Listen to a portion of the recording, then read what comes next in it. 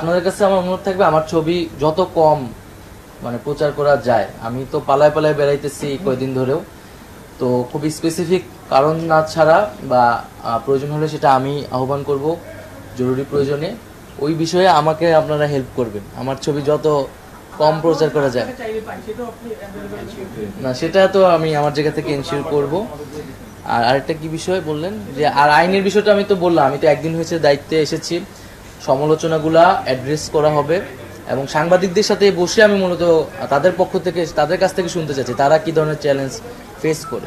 বিভিন্ন সময়ে গণমাধ্যম কর্মীদের থেকেই শুনেছি বা আরও বিভিন্ন মানুষের কাছ থেকে শুনেছি যে আমাদের এখানে মত প্রকাশের স্বাধীনতার উপর নানাভাবে বাধা তৈরি করা হয়েছে, এবং যেহেতু ফ্রিডম অফ প্রেস যদি না থাকে ফ্রিডম অফ স্পিচটিও কিন্তু নিশ্চিত হয় না। তো সেই জায়গায় কিন্তু গণমাধ্যমের স্বাধীনতা নিশ্চিত করতে আমাদের কাজ করতে হবে। সেই জায়গায় বিভিন্ন ধরনের আইন এবং বিধিনিষেধ রয়েছে যেগুলো নিয়ে সমালোচনা রয়েছে। আমাদের এই আইন এবং বিধিনিষেধগুলো কিন্তু পুনর্বিবেচনা করতে হবে যাতে বাক স্বাধীনতা বা প্রেসের স্বাধীনতা যাতে সেখানে বাধাগ্রস্ত না হয়। দ্বিতীয়ত আমাদের এই আন্দোলনে ছাত্র জনতা শ্রমিকদের পাশাপাশি কিন্তু প্রচুর সাংবাদিক শহীদ হয়েছেন, আহত হয়েছেন। আমি জানি না এখন পর্যন্ত কি উদ্যোগ নেওয়া হয়েছে, কিন্তু দ্রুত সময়ের মধ্যে এই সাংবাদিক যারা এখনো আহত অবস্থায় আছেন এবং যারা শহীদ হয়েছেন তাদের পাশে এবং তাদের পরিবারের পাশে আমাদের দাঁড়ানো উচিত। এবং আমরা এই আন্দোলনের পরিস্থিতিও যদি একটু বলি, আমরা দেখেছি যে আপনারা সবই জানেন যে আন্দোলনের মাঝে কিভাবে ইন্টারনেট বন্ধ করে দেওয়া হয়েছিল এবং একটা ব্ল্যাক আউটে চলে গেছিল, এখানে কি হচ্ছিল কিছুই জানা যাচ্ছিল না।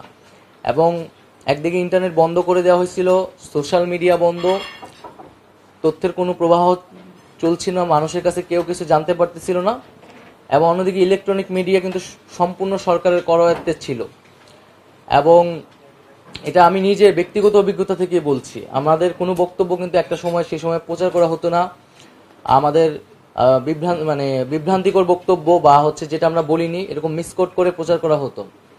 তারপর আমরা সেই সময় দেখেছি যে কিছু প্রিন্ট মিডিয়া আমাদেরকে সাপোর্ট দিয়েছে, আমাদেরকে অনেক মিডিয়ার অনেক জায়গা থেকে বিভিন্নভাবে সাপোর্ট দেওয়া হয়েছে। এই আন্দোলনে পুরোটা সময় যারা ফিল্ড লেভেলে কাজ করেছে, রিপোর্টাররা কাজ করেছে, তারা আমাদেরকে নানাভাবে সহায়তা করেছে, এই আন্দোলনে জনগণের পক্ষে থেকেছে।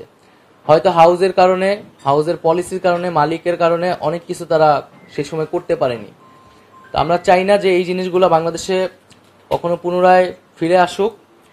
গণমাধ্যম যাতে তার যে স্বাধীনতা সেই স্বাধীনতা নিয়ে কাজ করতে পারে এবং জনগণের পক্ষে সবসময় কথা বলতে পারে।